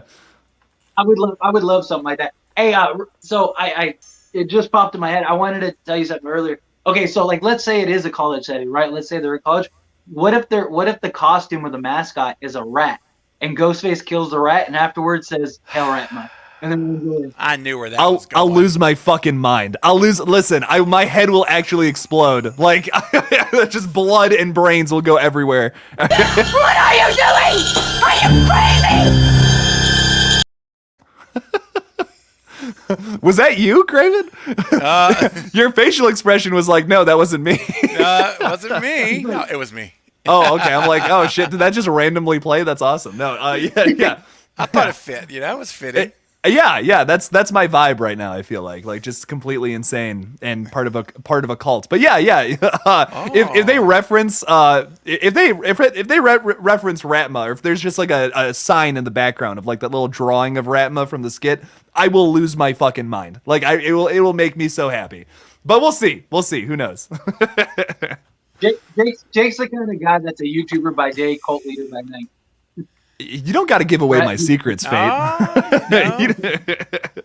See, I'm the one that publicly professes being the cult leader, but Jake's the one that's doing it in secret for real. He really, he's the real cult leader. Who knows? He's got a giant rat shrine and everything. Come drink the Kool-Aid. I promise it's safe. Oh my gosh. You know what? I'm kind of disappointed. I'm kind of disappointed your highest tier for your for your channel members isn't like Ratma or like Hell Ratma. Like that should be like your highest tier thing. I should make like a ridiculous one where it's like $50, like the Ratma tier, and like you actually like become like a higher up in the cult or something. That I should do that, bro. See, I swear you've been watching some of my live streams, buddy. I'm telling you, man, this sounds very, very eerily familiar. Is this like an idea you've been having, Craven? Kind of like, I've been kicking around like having where like some people can become elders in the cult of Craven and high elders. And so, yeah, I seriously been talking about this for quite a while. I'm like, oh, this sounds familiar. Yeah, man, totally. I want to start having some people like on my live streams that are like part of my that are like the Freddy tier people. I should have those people on my live stream or something. I don't know. I want to do something. I just haven't had a whole lot of time to put the creative juices towards the content with all the filming and the movie shit lately. But soon, of course, yeah, soon. Dude, we are okay. I'm sorry. Like, quick update on Red Right Hand. I'll shut up about this. We are like running through this. Like we were off to a slow start, but now we are just rolling. We are nearly halfway done. And I honestly I thought we were gonna film until like middle of July. I think we can get it done this month. Like, I honestly think we will be done filming the movie this month. We are killing it. I mean, everyone is killing it. We are not. I don't know. It's been great. Like the past like 2 days, we got like so much done. It's insane. Like I'm just super happy with everything. So, but yeah, I'll have some kind of teaser or some kind of trailer to share at some point soon. So, yeah. That's Good awesome. stuff. Good stuff Well, I on the can't wait for it. horizons. Bro, a teaser trailer, man. We got to have a teaser for sure. Oh yeah. Yes. That's awesome, man. I'm so happy. Yeah, that's fantastic, guys. You hear the news. Could this mean we get a November release? Are you Maybe, still but sticking with that December date? I really like the December 20th release date just because it's like releasing it on Love it. the day that Scream came out originally. Yeah. That's so cool to me, and I feel like that That would is be a very cool, cool. homage. But who knows? I don't know. Maybe I'll release it earlier if we'll probably, if everything goes according to plan, we'll have it done by September. Like the whole thing ready, cut, music's on it, all that, like completely 100% done by end of September, I think. So I might release it earlier. I don't know. Who knows? I mean, you could always release it like a month. You could always release it a month early to like the people that donated and like your Patreon members instead of channel members and stuff. I am gonna do that. Yeah, everyone who supported it on Kickstarter, all my Patreon supporters, and well, maybe, I don't know. I actually haven't figured that out. But if you supported the movie on Kickstarter, 100% you will be able to see it earlier. So, and yes, Craven, to that Just question. curious. So I was just wondering. Hadn't we heard should anything. talk I was about just checking. that. We should talk about that Yeah. after the stream. Actually, I would love to talk to you guys about that. So, Yeah. All right, guys. Well, listen. Also, Go ahead, Fade. Yeah, Go ahead. real quick, I just wanted to respond to Zoe. Yeah, don't worry. I don't know why Jake hasn't sent you our clip. I already have it. It's on replay constantly in my room. My girl is furious. She's like, "Can you turn that off?" And I'm like, "No." It just constantly plays. So anytime I walk into the room, I just see our lovemaking scene. So Oh no. it's so passionate. It's truly amazing. It's the best part of the movie. I mean, truly. it is. It's like 30 minutes of us just passionately just staring in each other's eyes, our souls just intertwining as we're Wow. just making sweet, passionate monkey love. Oh wow. The tentacles coming together. Dude. Yeah. That's That's whoa, man. I'll make your bubs bounce. I'll make your bubs bounce. Let's go.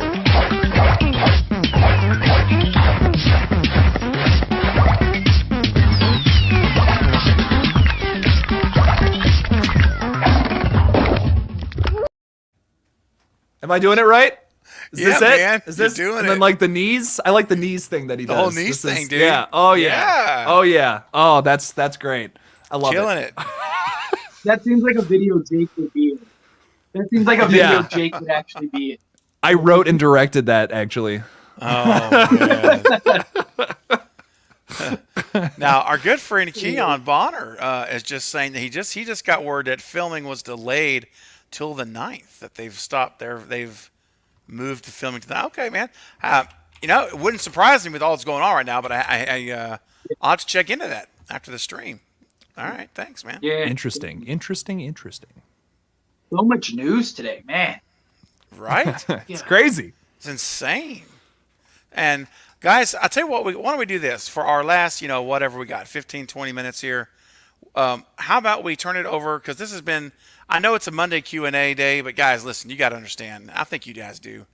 This was a heavy Scream News day. I mean, we're just now gotten through Jenna's conversation, and it's been an hour and almost 20 minutes. So this was a little bit different. So thanks for showing your grace today and letting us get this off of our chest, because this is the first time the three of us have talked about it together.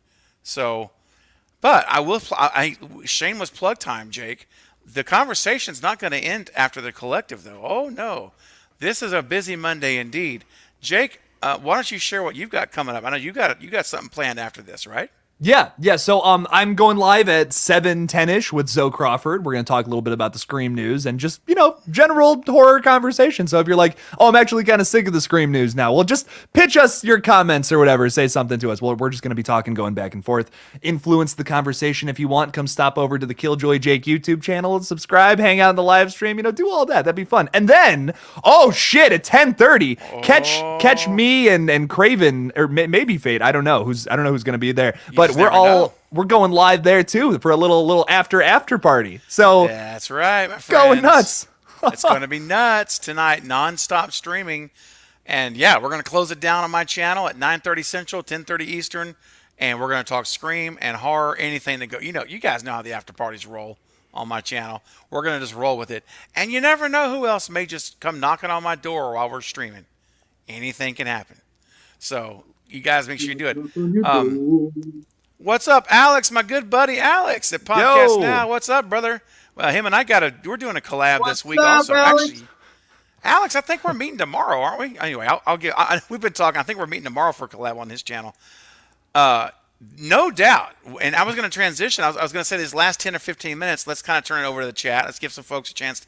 So if you have a question, guys, there's no way we're going to scroll back to an hour and a half ago. I'm sorry. It's just not plausible. It's just not going to happen. So if you have a question for us, now start putting it in. And we'll try to get to as many as we can for the next, maybe 15 minutes, and then we're going to call it a stream. So Alex, we'll start with yours, man. Right here. Yeah, thanks for joining the stream, my buddy. I appreciate you. Yeah, what a crazy day. I mean, I think Alex and I both broke the news yesterday about Master Chaos talking to Neve Campbell. He posted it and I posted it yesterday. And then today we get the official news from Deadline, that in fact she's not going to be in it. She was clearly, and apparently and Jake, you even mentioned she's been pretty loose-lipped this weekend. Regarding the news, and I figured, I said, I bet you, because they're starting to film, and honestly, it sounded like negotiations broke down. It didn't go. It was not a very good scenario. So she probably doesn't care anymore. Like, she's just gonna say, so what? She's gonna say it anyway. We got the news now. It's all official, and I did not think this was going to be the kind of news we'd have today. Did you guys think this was going to be this crazy with Jenna and all this? No. No hands are up. No hands are up. We were all surprised. So let's take a look here. Charlie's got a question. Craven, this of course is for all of us. What character? And hi, Charlie, by the way. Good to see you, man. Hope I see you tonight. What character do you want to? Do you three want to see? Oh, what characters do you want to see? Sorry, I can't read. Do you three want to see in Scream 6 character duos? So like people like Mindy and Kirby, for instance, like grouping up to be kind of like a unit or so. Yeah.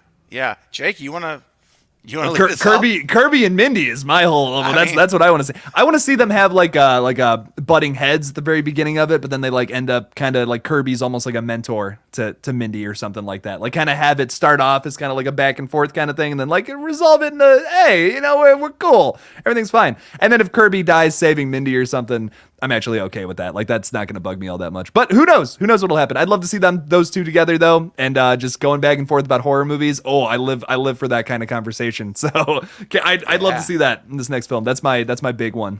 So, Mr. Fate. Uh-oh. The Decider. I think he literally is frozen. I thought he was just really looking intently at the screen. But he's not. He's not moving. It's a scary looking face. His fate has been decided. His fate has been decided. It's very, very intense. Okay. Now we're getting the black screen. Well, I'll go next. Woo. So, I don't know, Jake. It's hard to top Mindy and Kirby, bro. As far as duos, that's tough. You could. I'll throw another one out because I want to be different. So, Sam and Tara. Yeah. Let's see them together, having actual character development with each other. Now that they're over the initial shock and anger, and hopefully over all those emotions for the most part, maybe they're mending their relationships now. Mendying their relationships. See? I don't miss anything. I'm a sharp knife. And we get to hear and see them grow more in their character development. Those are my two. Sam and Tara for me, Kirby and Mindy. And here comes Fate. Let's see if we got him back here. Fate, do you have two other duos or one of the same? Can you hear me, Fate? Fate. There we go. You hear me? Yes. There we go. Dude, this is a nightmare. It's a horror show. This is worse than House Shark. It is. Don't get me started. don't even. God damn it. I had to. So Faye, did you have any other duos you want to see, or no? Are one of those, or? I have no idea which ones you mentioned, so I'm just gonna mention them regardless. So definitely Kirby and Mindy. I want to see that. I want to see that dynamic duo for sure. Now that we don't have Sydney, that kind of sucks. But I'd like to see a little Gale and Sam dynamic. Okay. I think that they could have an interesting back and forth. They kind of, they're two sort of abrasive type characters, like they had their little hey new girl type thing. Like I'd like to see a little bit of that, I'm the new person, you're the old news type thing, like that kind of thing. Like that'd be kind of cool. I'd love to see maybe a new character come in and kind of stir the pot a little bit, give me a character that's just like an asshole. I would like something like that. But yeah, Kirby and Mindy is probably my number one of what I'd like to see. So great. Podcast now, Alex. We appreciate you, man. Keep crushing it, guys. You too, brother. Keep killing it, man. Love it. And I will see you tomorrow morning, buddy. Appreciate it. Looking forward to that. Jen's got a question for us, and I have an answer. I'm curious what the two of you say to this. What does Kirby have to redeem herself for? I've got an answer, but you guys want to go first, and I'll finish it. I'll say, yeah. You know what, Craven, you had something earlier. So I'll let you lead. I'll let you lead this. Okay, sure. It's something good earlier. Okay, man. No worries. So here's how I see the redemption thing working. I think it is because in the last one she was a victim and she nearly died. And in this one, she is going to redeem herself to be a fighter. She's not going to be taken by surprise. She's going to be ready, and she's going to redeem herself, I think, in that she's going to protect the Core 4. She's going to be there to help them survive and not get killed. So it's more of a redemption, not like she did something wrong. That's another kind of redemption. That's not I don't believe that what Jen is talking about. I think this is meaning she's redeeming herself from being a helpless victim that was taken completely off guard by Charlie. She had no clue that she was walking into a trap. Now she's going to redeem herself. She's no longer that person. She's going to step in and help them. And maybe, and I know we talked about it earlier, even if she maybe dies saving them, I hope that's not the case, but this is a Scream film. Look, they killed Dewey. So can we can't say that any of these people are safe. Let's be real. So, so she is absolutely on the possible kill list. I hope she's not, but anyway, that's for me, guys. That was my thought when Jen said that. That's the first thing I thought of, and that's the reason why I do believe, guys, that my fears of Kirby being the opening kill have subsided. The minute Jen said she's coming back to redeem herself, she didn't say Kirby. She said that Kirby's one of my favorite characters of the franchise, and I'm happy to see her back in another Scream film. She didn't say that. She said I'm happy to see her come back and redeem herself. And I think she let a huge cat out of the bag that she may or may not have meant to. But using verbiage like that tells us you don't redeem yourself if you're an opening kill. You're dead. It's over. You redeem yourself by surviving, by fighting, and helping others overcome and make it. And so I believe, guys, that all the fears I had, and we talked about it on the collective last week, how, oh gosh, what if they kill Kirby? It's a real possibility. I am now over it. I'm at peace. I think that one comment has completely let it out of the bag that she's going to be in the movie, if not all of it, 3/4 of it. I think probably all the way to the end. So those are my thoughts on Kirby and the redemption comment. I like that a lot. I like that. That's really cool. I will be different though. I'll try to take it in a different route, just kind of spin it in a different way. Something that hit me when I heard that for the first time was I was thinking back to Scream 4, and I was thinking about what did Jill want from all of this? Like, she wanted fame. She wanted I want to be the survivor, and I want to go off and do all these interviews and stuff. Isn't that kind of what Kirby's been doing? With the very little knowledge we have of her character. So does she take advantage of that maybe in a way that Jill would have? So I almost think what if they do end up taking her down a darker route where it's maybe people don't like her because she blatantly lies about something that it's during of the events of Scream 4, something along those lines. You can kind of continue that story in a weird sort of way with a subplot, which might be fun. So I don't know, maybe it's almost like Mindy doesn't like her. That's the reason that could incite why Mindy and Kirby don't like each other, because she's making up some stuff about the events of Scream 4 and blowing it out of proportion, something along those lines. Something this new film could also comment on. I don't know, just a thought. That was something that kind of just came through my mind. Nothing that's fully developed, obviously, but just a cool idea. I don't know. So, what do you think, Fate? So what if? I do think that it's what Craven said. I think that that's the likely scenario that's going to take place. But beyond that, like just to kind of add some fuel to the fire, would be like, what if she turns out to be Ghostface? What if redeeming herself was like she was the victim, she was the one that, you know, was the nice girl, the sort of brass, and now she, you know, she's redeeming herself in that manner, like as the killer. Maybe she's the one that wants it over, and her idea of redemption is, let me stop these. Like I was attacked because of these movies, because of these people in real life. If I kill them all, like what if she's the one that wants to kill all the survivors? You know, just fuel for thought. I don't think that's going to happen, but you know, to kind of add something different. You know? Yeah. Same. Hey, that would shake things up big time. Dark That's Kirby. for sure. Hey, what's up, Neil? Neil says, is it good that Scream 6 will be in a different town? I would love to see Tara and Sam relationship grow. Yep, and Stu Macher. Okay. So what do you guys think about the new setting of Scream 6? Fate, let's start with you, and then we'll go in reverse order.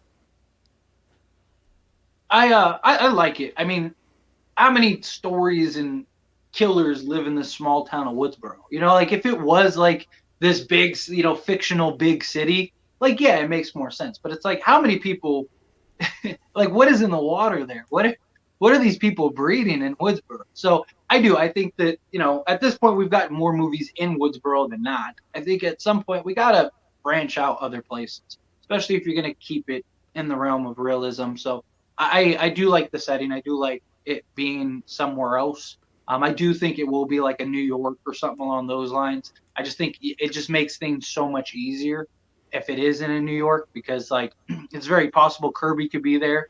Gale, we already know, is there. So you just kind of have like that inherent built-in like setting that you don't need to explain why everyone's coming from this, that, and the other to be in New York. So I'm excited for it. Yeah. All right, Jake, what about you, man? I'm excited for it. I'm kind of glad that we're not doing another movie in Woodsboro. Like, honestly, anywhere that's different from a past setting, that it's almost like for certain movies, it can act as a character. Like, if you just have a really good setting and show it off and make it look just really gorgeous and shit. Like, it really it builds character with your movie. It's a really cool thing to do, and I hope they take advantage of that with beautiful Montreal. So, also, I can't wait to see Stu Macher come out in the opening scene and just absolutely annihilate people and reveal that he's alive, too. Can't wait for that. Since Hey, that man. also got confirmed, you know. You know what? That's going to be the biggest kept secret. And brother, Jake, okay, because Jake was the first to speak of wanting Stu back on the stream before I got to do it. So Jake, that means, my friend, get it up. Let's go. Hey, let's go. I see it. Get it up. Get it up, baby. Get it up. My parents are going to be so mad at me. Oh, no. Leave her alone. I did a Stu thing in the movie for you, by the way, Craven. I told the only person that knows about it is the Bearded Entertainment. Like literally no one else in the cast knows about it. Bearded's the only one. Bearded's the only person who knows so far. So, dude, I am beyond excited, my friend. I'm so. It just makes me want to scream.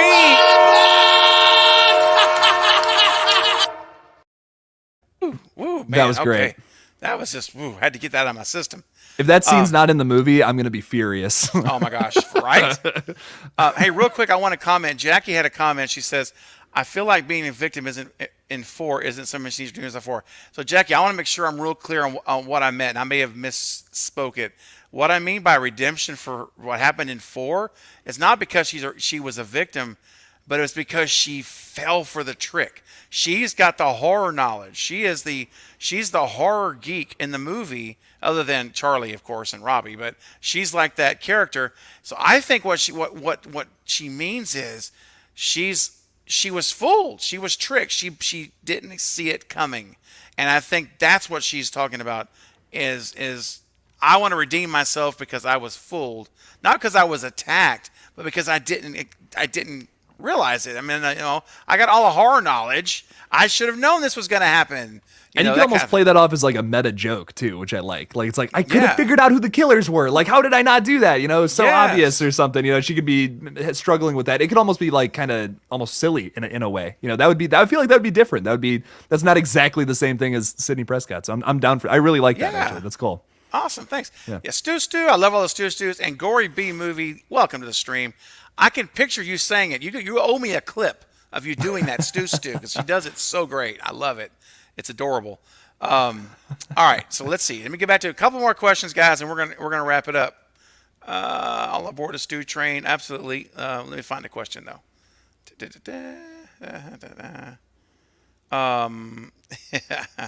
Okay. Oh, here we go. That's a good one. Which Meeks twin could bite the dust? Ooh, I think Fate? I think now Mindy. Mindy. Mindy.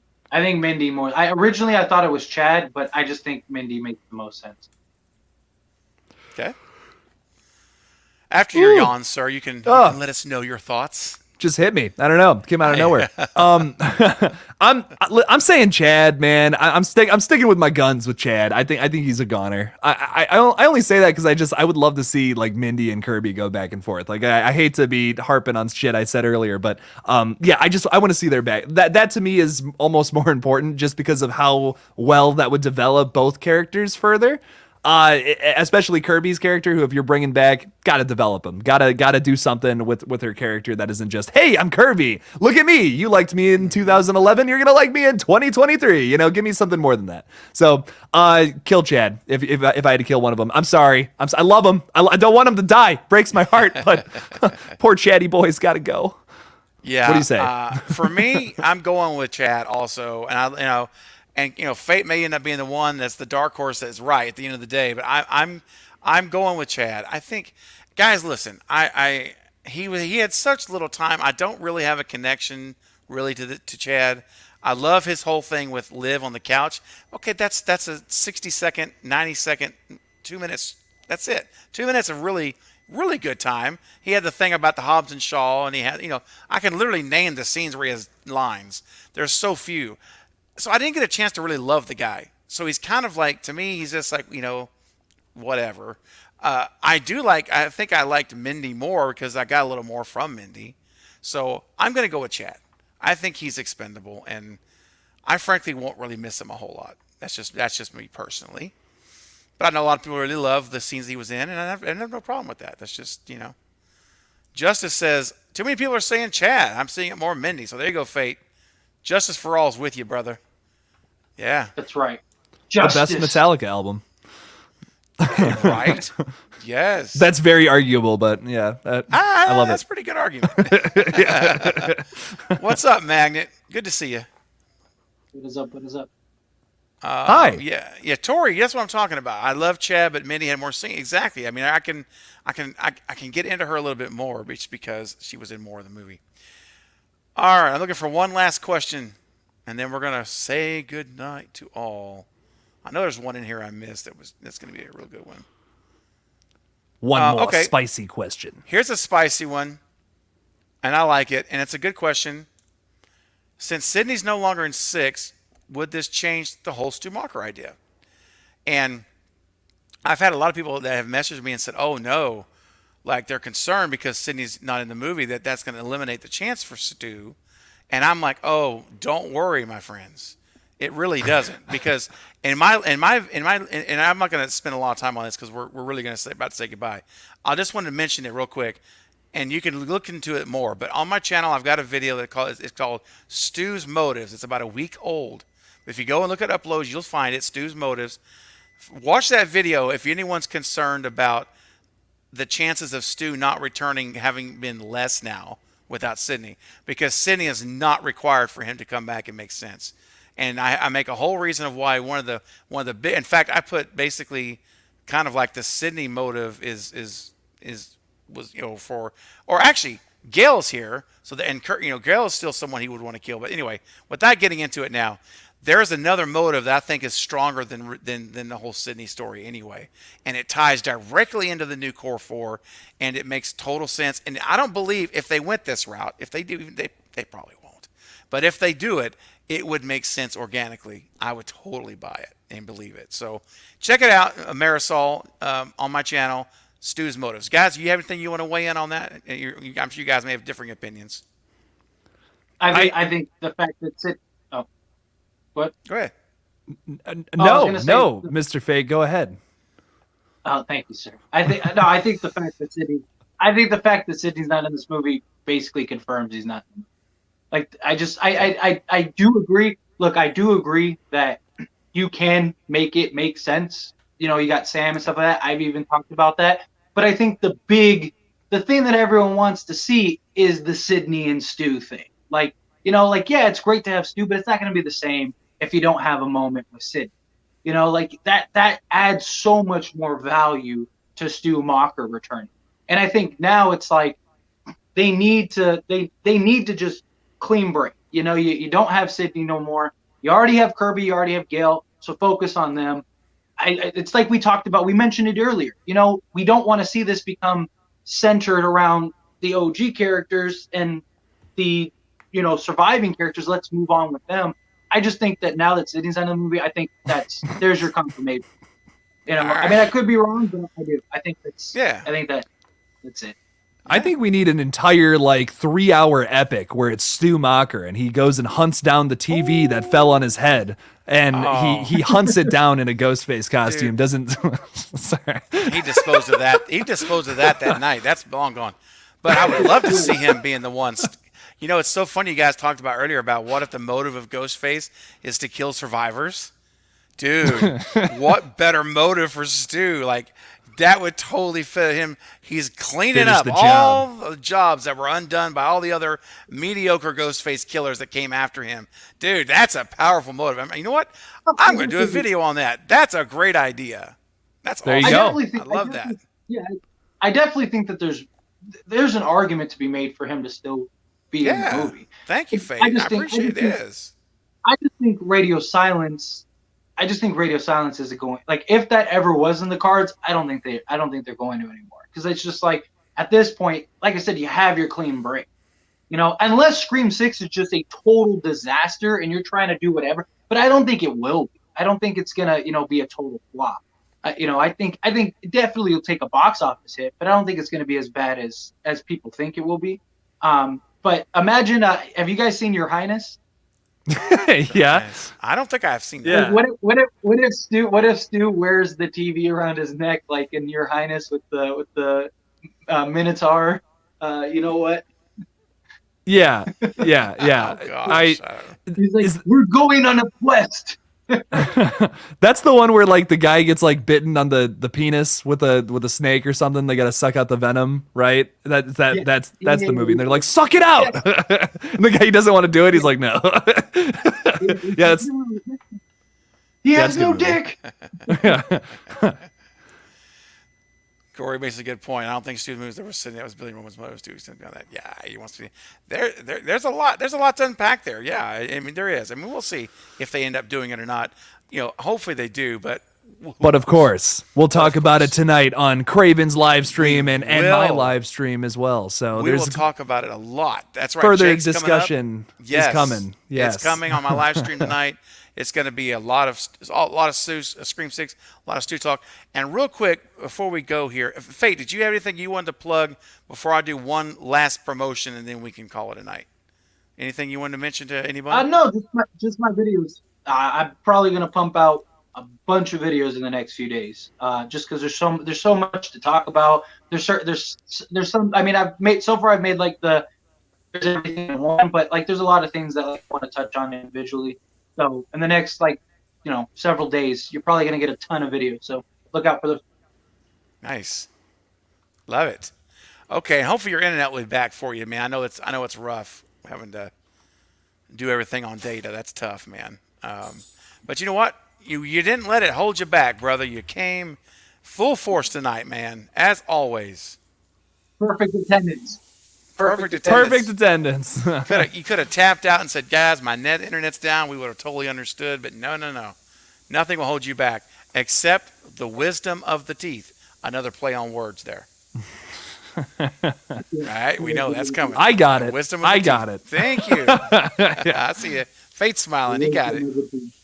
Well, guys, I want to say this real quick, and I'm only going to bring this up now. I'm going to be promoting it a lot more as we get to this weekend, but there's a project that I and 5 other people have been working on since April, and it is about to happen. And I just debuted last Saturday the trailer for it, and I announced the event. It's on my channel now, but the event is going to be The People versus Stu Macher.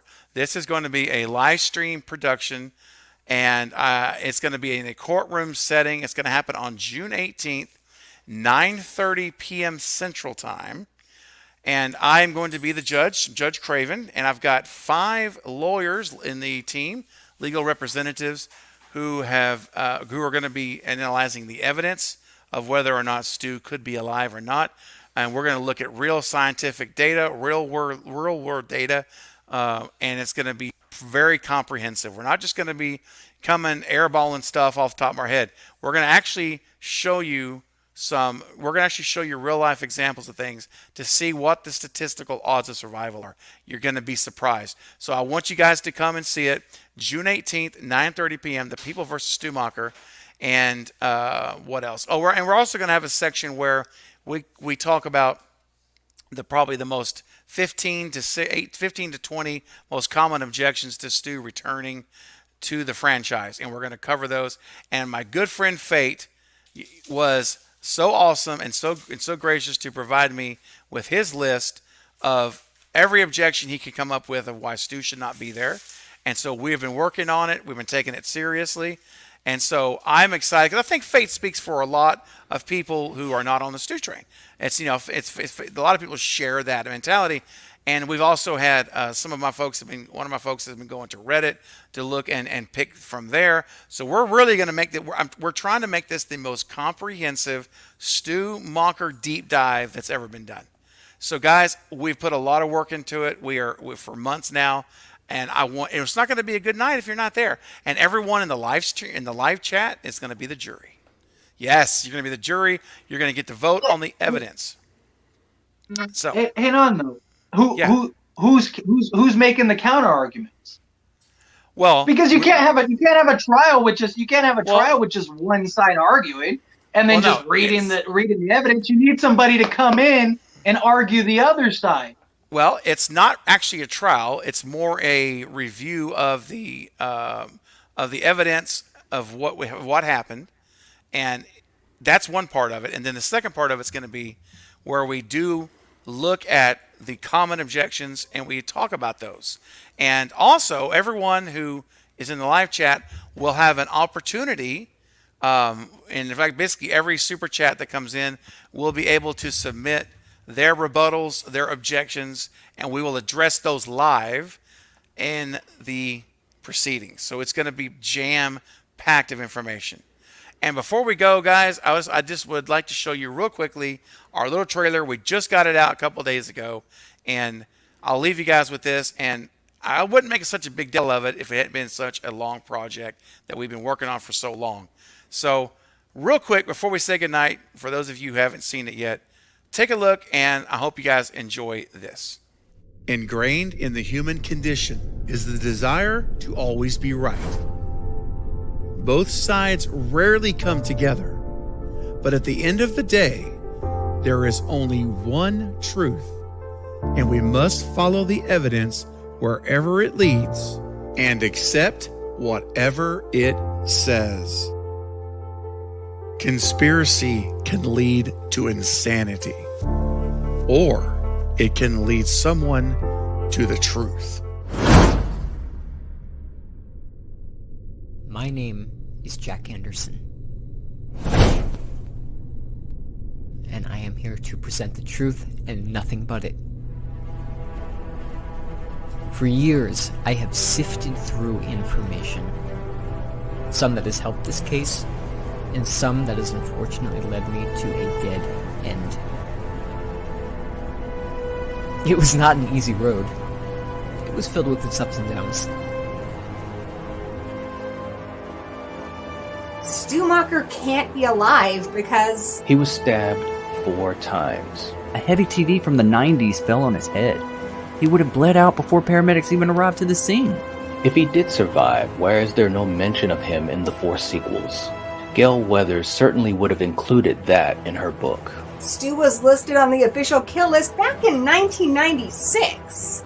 If Stu was alive, it would have been public knowledge. Stu could not have snuck out of his house without being noticed. If he were alive, Gale's camera in Stu's house could have recorded him. Stu even said that he thought he was dying. There has not been a single piece of evidence That Stu Macher is alive. But now I feel that I have the evidence. The evidence that the world needs to hear. That Stu Macher is alive. Conspiracy can lead to insanity. Or it can lead someone to the truth.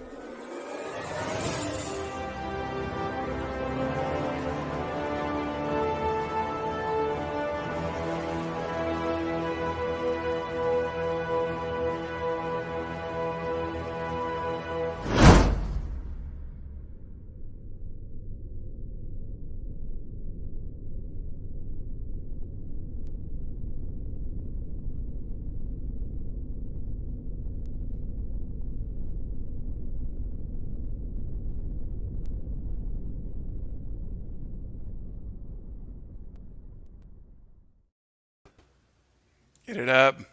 Hey! Hey, so there we go. So I just wanted to give a real quick teaser on that. Thank you guys. Much appreciated. And oh, Jake, did I tell you, man, that there's Fate. There he is. Dude, did I tell you, man, that on one of my live streams like last week, we had imposters going crazy. We had not only did we have a Fate, did you hear about it? Because yeah, I heard all about this. I have them in my live stream all the time, and I love it. It's great. It's hilarious. It's so funny. Like Killjoy Jake as a kid, baby, Grandpa Jake. It was nuts. Anyway, I forgot to tell you about that all this time. I've been meaning to tell you. So that's my dad. That's my dad out there. So there you go. All right, guys. Listen, appreciate all of you. Thank you for tonight and coming in, hanging out with us. We had a great time. And don't forget, get over to Killjoy Jake's channel probably in the next 5 minutes, I imagine. He's 10 minutes going live. 10 minutes. Not there even. You go. Yeah. Get on over there. Let's show him and Zoe some love. And then Jake will be popping off tonight to join me. And some other guests are going to pop up. It's going to be a fun night. So don't forget us. And Fate, I know your phone is spinning. We can't see you. But Fate's got a lot of videos coming out. So be watching for those as well. All right, guys. This has been awesome. We appreciate you. And Jake, why don't you send us off with the closing words? Well, Craven, since you say that, I just wanted to say, I'll be there. I'll be there. And I know if Fate was here, he would say, I'll be there.